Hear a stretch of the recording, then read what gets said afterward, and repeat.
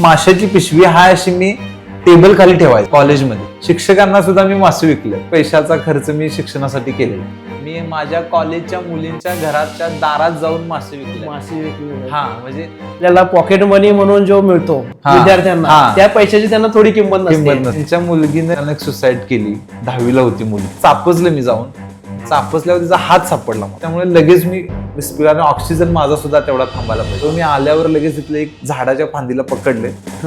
रंगपंचमीला 2 मुलं एक गारगोडीच्या घाटावर पोहता पोहता मुलगा बुडला आणि एक बुडला विहिरीत बुडला DY पाटील कॉलनीत. म्हणजे ही 2023च्या महापुरात कडगावची एक महिला म्हणजे सुसाईड केलेली तिने 2023 त्यांच्या पायाला इथं अशी दोरी बांधली. प्रचंड वास असा यायला की नाही, म्हणजे आमच्या नाकात किंवा 15-20 दिवस वास जात नाही. ते दोरी बांधली, वडलं ते अडकल्यामुळे निघणं दिवशी. मग उलट्या साईडनं वडलं आणि जोरात हिसका दिल्यावर काय झालं, ते निसटलं त्यातनं, त्या झाडाच्या ह्याच्यातनं निसटलं. मग दोरी लांब सोडली. सत्कार आभार वगैरे कधी काही झालेत का? नाही आजपर्यंत आता एवढं काम चांगलं केलं म्हणून कुठले मीडिया किंवा कोणी आलेलं नाही. 1-2 कॉल आलेलीत मला, सर की तुमचा असं कामाबद्दल सत्कार घ्यायचा आहे, पण तुम्हाला एवढी रक्कम द्यावी लागेल. मी म्हणलं मला काही गरज नाही, म्हणलं तसले काय रक्कम द्यावी लागेल किंवा काय, आणि नाही केलं तरी चालतंय म्हणलं. मला काय, मी माझ्या एकदम जीव डोक्यात टाकून जे कामं करताय, लोकांसाठी मदत कार्य करताय, तर ह्या कामाची दखल सुद्धा घेतली. ज्यांनी ही दखल घेतली त्यांनी सुद्धा तुमच्याकडून पैशाची मागणी केली आणि बाई हे आम्हाला पैसे द्याने आम्ही तुम्हाला हा पुरस्कार देतो. ही सुद्धा खूप लाजिरवाणी गोष्ट आहे. नमस्कार मित्रांनो, आपण रोज बातम्यांमध्ये मोठमोठ्या लोकांची नावं ऐकतो, पण काही लोक असे असतात की गाजावाजा न करता काही लोक अविरतपणे आयुष्यभर समाजासाठी काम करत असतात. आज आपल्या पॉडकास्टमध्ये आपण भेटणार आहोत अशाच एका धाडसी, जिद्दी आणि मनाने श्रीमंत माणसाला. शेणगावचे सुपुत्र, कोळी समाजाचा अभिमान योगेश कोळी सर. पूर असो, विहीर असो, नदी असो किंवा एखादा मृतदेह पाण्यात अडकलेला असो, फोन केला की हा माणूस धावत पोचतो. तुम्हाला आठवत असेल किंवा नसेल, पण 2019च्या महापुरात स्वतःचा जीव धोक्यात घालून रुग्णांना, गरोदर महिलांना बोटीने हॉस्पिटलमध्ये पोहोचवणारा, पाण्यातून मृतदेह बाहेर काढणारा, अनेक कुटुंबांना दिलासा देणारा हा असा अवलिया आज आपल्या समोर आहे. योगेश दादा, गप्पा दिल खुलासे या पॉडकास्ट चॅनलमध्ये आपले स्वागत आहे. आतापर्यंत तुमचं एकंदरीत काम पाहता, तुमचा आणि पाण्याचा असा जवळचा संबंध केव्हापासून आला? जमीन वगैरे नसल्यामुळे आमचं सगळा कुटुंबाचा उदरनिर्वाह सगळे हे नदीच्या सापडणाऱ्या माशावर अवलंबून असायचं. त्याचबरोबर आमच्या आजोबा, अगदी महापूर किती जरी मोठा आला तरी ते महापुरात नाव घालून ते लोकांना अलीकडनं पलीकडे यायचे. कारण पूर्वी दळणवळणाचं साधन म्हणून नावच होती. पहिले पूल, धरण वगैरे काय असं नव्हतं. ते धरण झाल्यामुळे नावाचा प्रवास लोकांचा ठप्प झाला. कुठेतरी 4 लोकात बसले की जुनी लोक नाव काढतात, तू कुणाचा? आमच्या आजोबांचं नाव. ते मला त्यांचं पराक्रम सांगायचं की बाबा तुझ्या आजा उभ्या महापुरातनं बोट घालून लोकांना पलीकडे अलीकडे आणायचं, कोण अडकलं तर काढायचं.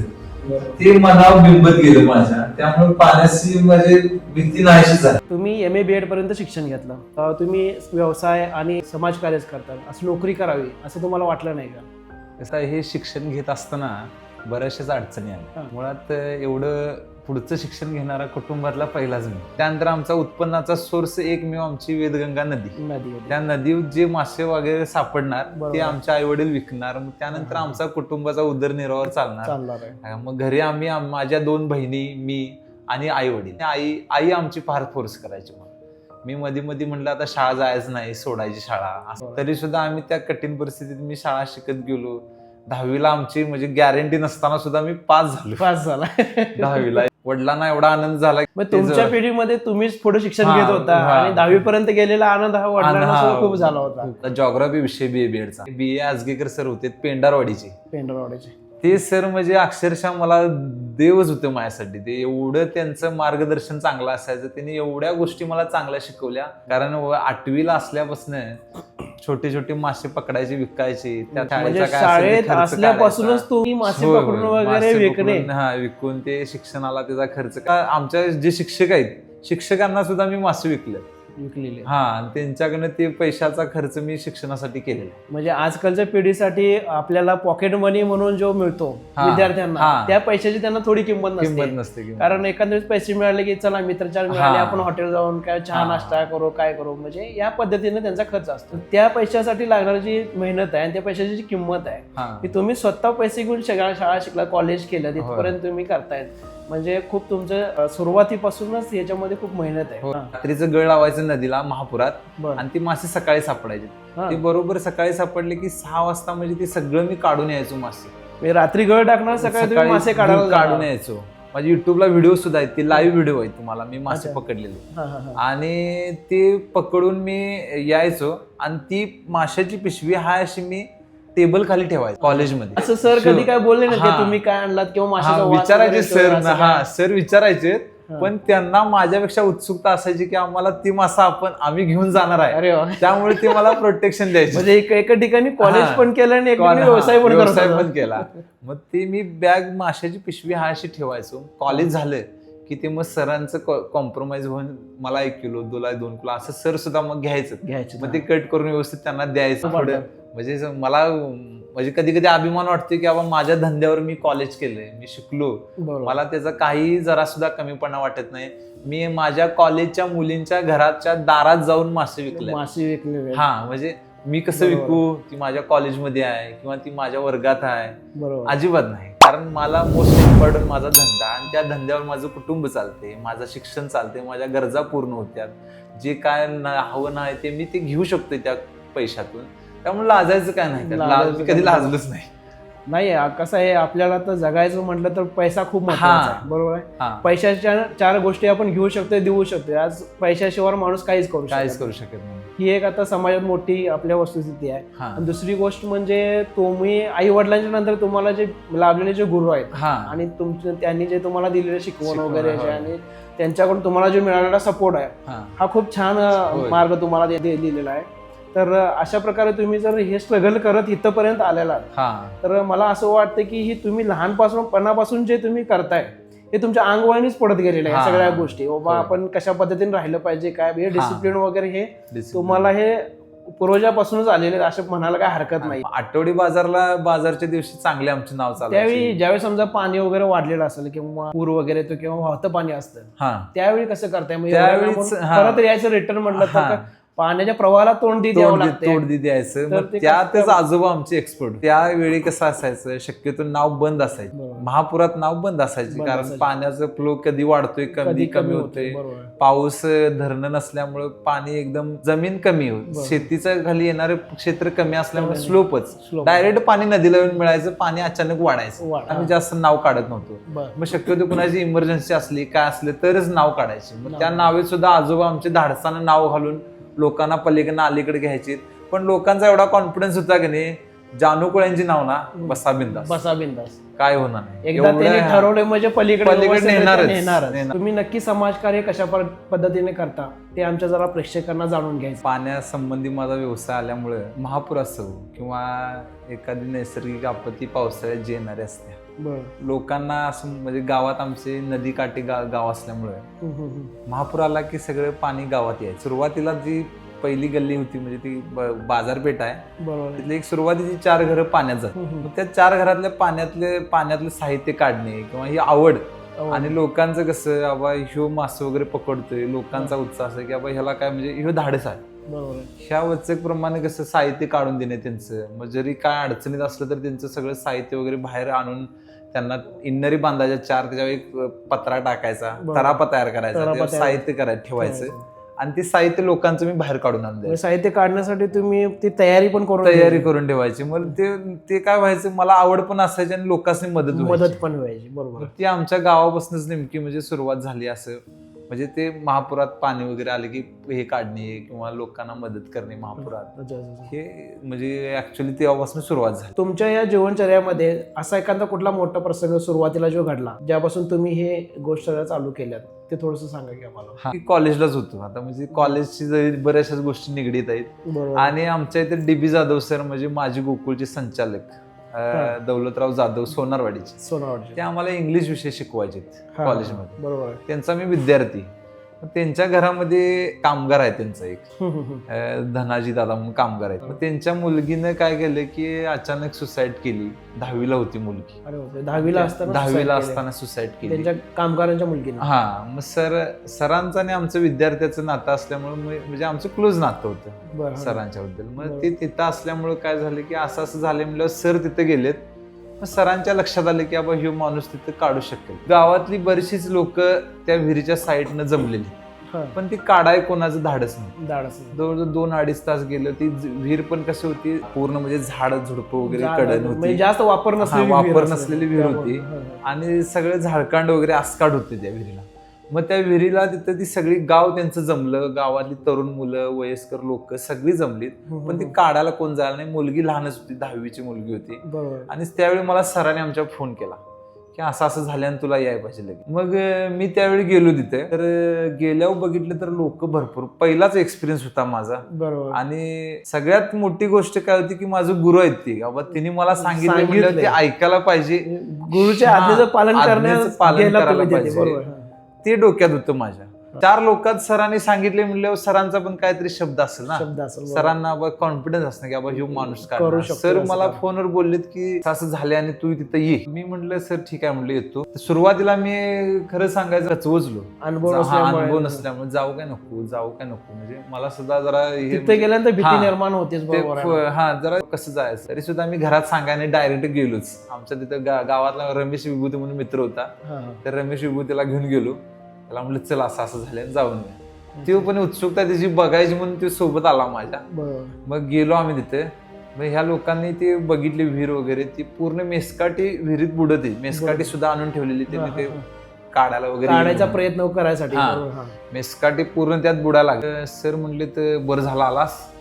सरांना भेटलो. सर म्हणले असं झालं आणि ती काढायला पाहिजे. मी म्हणले सर जमल काय मला. तुला जमत नाही काय म्हणले. मग कुणाला जमणार आहे. 4 लोकात सरांनी प्रोत्साहन प्रोत्साहन दिल्यासारखं. दिलं. तुम्ही मग पाण्यातच असल्यामुळे हा. तुम्हाला हे सगळं काढण्या वगैरे हे तुमच्यासाठी इझीच गोष्ट आहे असं सरांना वाटलं. सरांना वाटलं होते. ठीक आहे म्हणलं सर. मग मी गेलो तिथं. पण त्यांनी काय आयडिया केली की इंजिन आणायची म्हणली सगळी.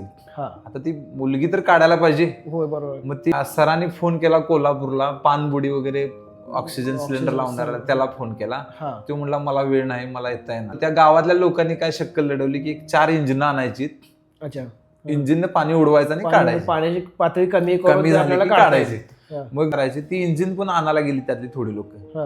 मी म्हणलं आता माझ्या डोक्यात काय बाबा मला सरांनी सांगितले म्हणलं मला काहीतरी करायला पाहिजे.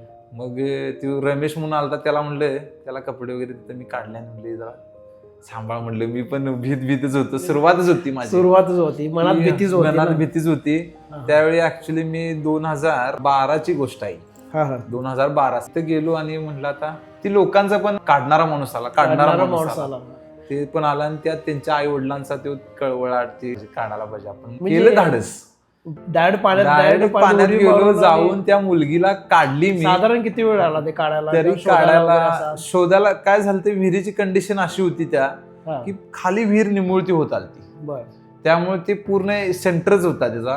ऍक्च्युली म्हणजे कळशी सारखा त्याचा भाग झाला विहिरीचा. साईडनं दगड वगैरे असल्यामुळे बरोबर निमुळती गाळ वगैरे जाऊन निमुळती होता. मग तिला लगेच तिचा शाळेचा ड्रेस होता. तिला घेतला असं हाताला इथं धरले. त्याचं वस्तुमान कमी असते पाण्यात. साधारण किती खोल होते ते. कमीत कमी 25 ते 30 फूट खोल होती. 30 फूट आतमध्ये पाण्यात तुम्ही गेला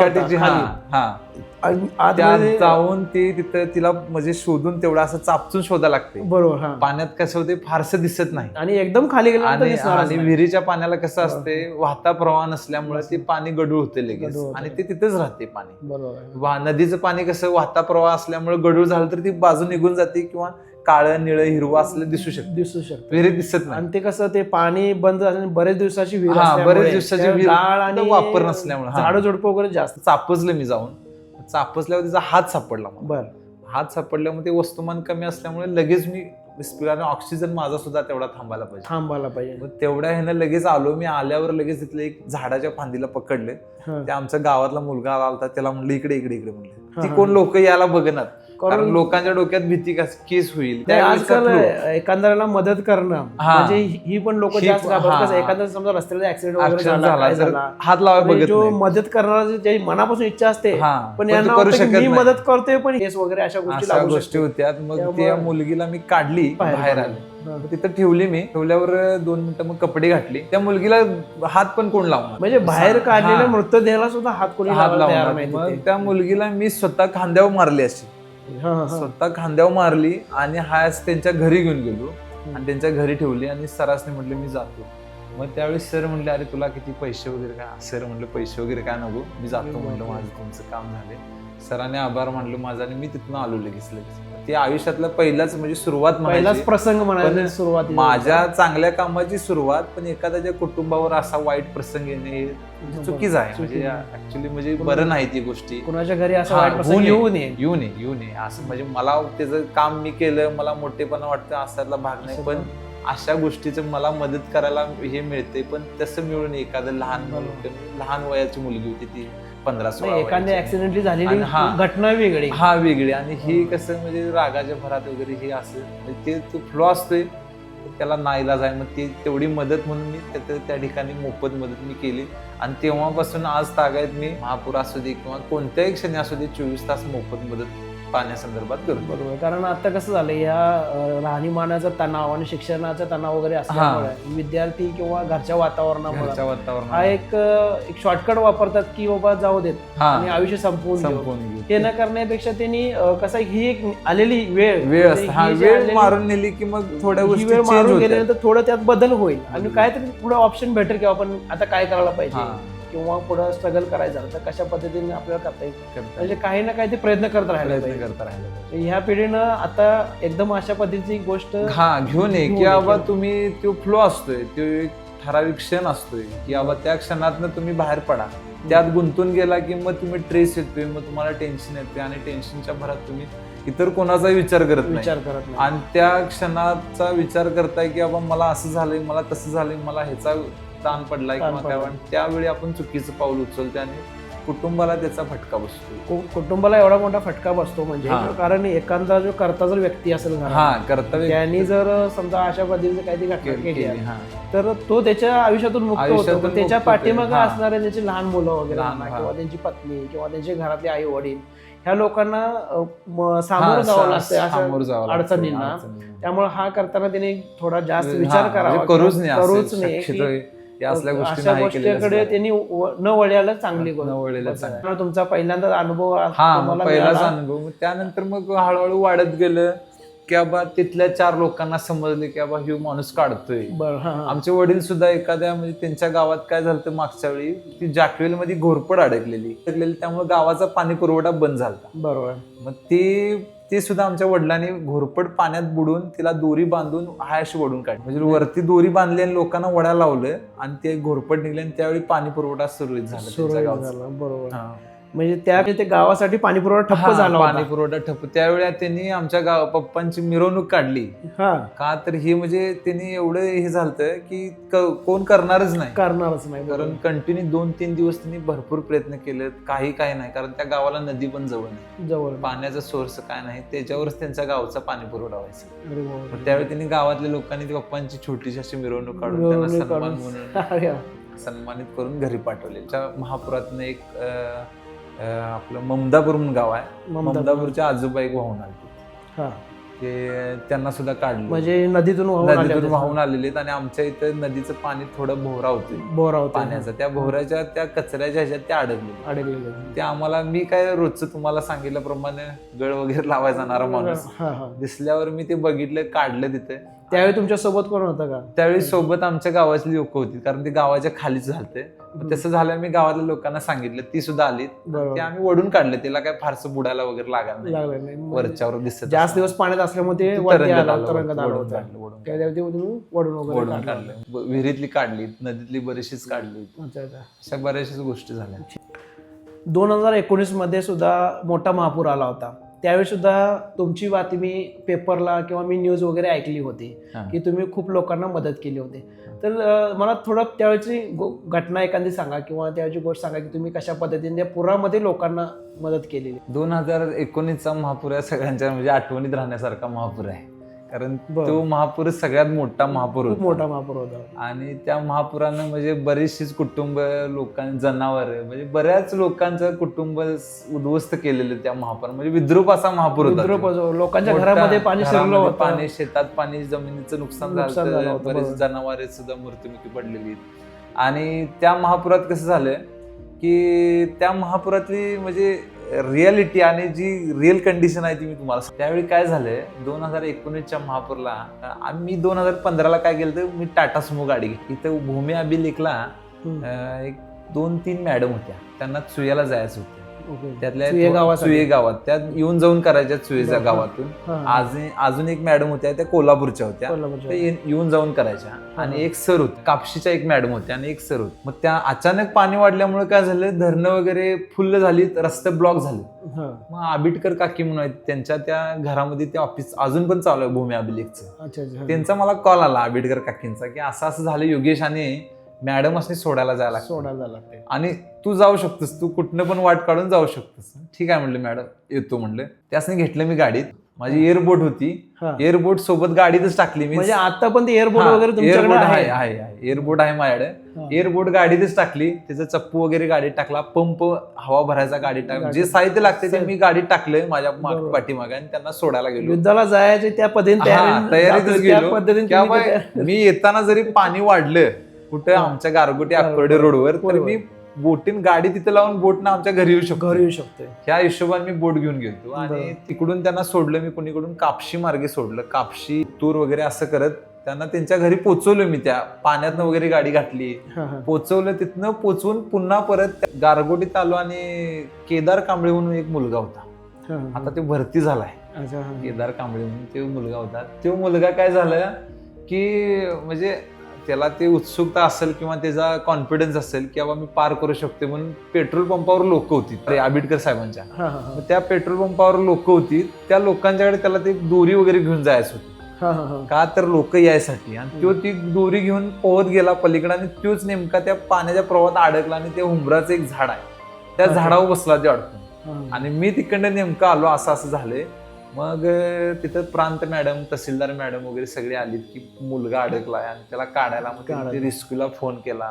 ती पण येणार कशी, सगळं बंद होतं. आणि योगायोगाने मी तिथं आलतो आणि माझ्याकडे बोट बीट होती सगळी. मग मॅडम असते त्या म्हटलं आमच्या रोडला ते म्हणलं मी काढू काय म्हणलं माझ्याकडे बोट वगैरे सगळे साहित्य नाही की आपण करू शकतोय. मग नाही म्हणलं मी करू. मग तिथली साईडची लोक येऊन म्हणली तो हे काढू शकतो, याला काय अडचण नाही, पट्टीचा आहे, जाऊ शकतो.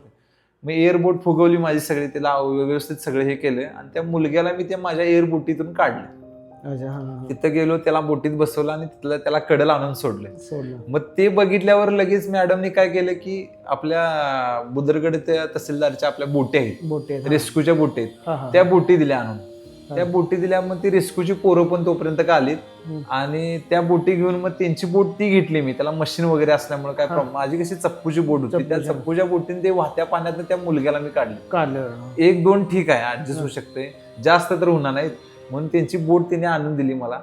आणि त्या बोटीतनं मी जवळजवळ गरोदर महिला होत्या की तिकडून लोटेवाडीकडून ह्या रोड चालू होता, मिंचेकडून अकोर्ड्यातनं तिथं यायच्या, तिकडनं कडगावकडून आलेल्या. त्यावेळी बरेचसेच लोकांनी म्हणजे खांदा देऊन महिलांना वगैरे गरोदर महिलांना ट्रान्सफर केलं. आमच्या त्या करडवाडी गारगो शेनगावच्या मध्ये छोटं तिथं रोड आहे, त्या रोडवर पाणी येते. मग त्या रोडवरचं पाण्यातनं कमरेवड्या पाण्यातनं ती महिलाला ते घेऊन आलतीत. आणि मग त्या महिलेला मी काय केलं, गारगोटीत आल्या होत्या, बोटीत घेतला आणि बोटीतनं डायरेक्ट तिला तिकडे अँब्युलन्स बोलवली आणि डायरेक्ट अँब्युलन्सला सोडलं. लोकांना मी इकडून तिकडे त्या पुरामध्ये पेशंट वयोवृद्ध कोण या गोष्टी या लोकांना पुरातून एक तर आजोबा होते दोनवड्याचे, त्यांचा मुलगा आता इथे एसटी डेपो ड्रायव्हर आहे. त्या आजोबांना ते सलाईन सकट मी घेऊन आलतो. ऍक्च्युली माझ्या हातात एक सलाईन त्या आजा होते, त्या आजांना सलाईन हातात पकडून त्या बोटीत बसून लगेच तिकडे ट्रान्सफर केलं. तर ते त्यांचा मुलगा अजून मला ते म्हणजे त्याला ते अजून माझ्याकडनं ते म्हणजे काय म्हणायचं आभार मानतोय आभार अजून. मानतो. बरोबर आहे ना, की एवढं हा. तुम्ही महत्वाचं काम हा. करून दिलं त्यांच्यासाठी की कुठलीही सेवा तिथं न जाता म्हणजे मला तुम्ही- कुठले तुमची एनडीआरएफ टीम पथक वगैरे ती येऊपर्यंत का म्हणजे बाबा त्यांच्यासोबत करूया असं नाही. मी असं डायरेक्ट गेलो, जाऊन त्या बऱ्याचशा लोकांना काढले. त्यावेळी नाताजी पाटील म्हणून होते, हो आता जिल्हा अध्यक्ष आहेत ते भाजपचे, म्हणजे मी त्यांच्यासोबत काम केलं म्हणायला काय हरकत नाही. मग त्यांच्यासोबत ते सुद्धा सोबत होते, अच्छा अच्छा ते सुद्धा माझ्यासोबत होते. त्यांनी सुद्धा धाडसानं माझ्यासोबत बोटीत बसून लोकांना नेण्या आणण्यासाठी मदत केली. बरोबर आहे. म्हणजे त्यावेळी त्यांचं काम सुद्धा चांगलं त्यांनी त्यावेळी पार पाडली, त्यांची भूमिका चांगली पार पाडली. हा, आणि हा, हा. हे कार्य तुम्ही खूप छान हा केलं. आणि त्यानंतर ते केदार कांबळेला काढलेलं त्याचं तुम्ही म्हणला ना ते आता न्यूजला न्यूजला ती वगैरे बातमी वाचली सुद्धा होती. हा, हा. ती सुद्धा बातमी आली की असं असं गारगोटी पुला वेदगंगा नदीमध्ये अडकलेल्या तरुणाला योगेश कुळे यांनी वाचवलं. अशी नाही आता पण कसं आहे की लहान मुलं जी असतात ना बाबा नुकतीच पोहायला शिकली हा हा त्यांचा पण वरच्या लेवलचा कॉन्फिडन्स असतो की पण मी हा. एखादा हा पूर पूर्ण करू शकतो, पोहून पुढे जाऊ हा, शकतो. हा. पण पुराचं पाण्याची गती एवढी फास्ट फास्ट असते असते, फास्ट त्यामुळे असते. लक्षात त्यांना येत नाही तुम्हाला पूर्ण पाण्याचा फ्लो किती आहे. करण्याच्या आधीच त्यांना हा, दम लागतो दम आणि लागतो. त्यामुळे कुठे झाडाचा आसरा घ्यावा लागतो हा किंवा काय ना काहीतरी दुःखद घटना होते.